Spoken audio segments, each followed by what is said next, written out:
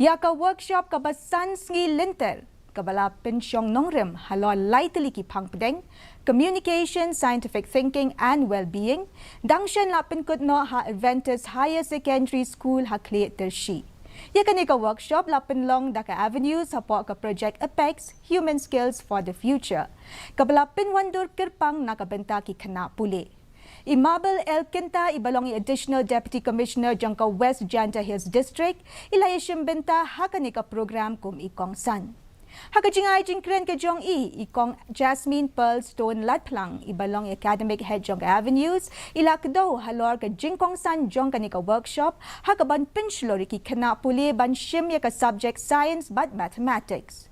Ila banjur bakani ka sinjam ka temu banweng ya baro ki jing perkat bakla ki bala pendu mensi ki kana puli ban shim yakite ki subject. 20th year of being in the system of education and empowerment of our youth across the state.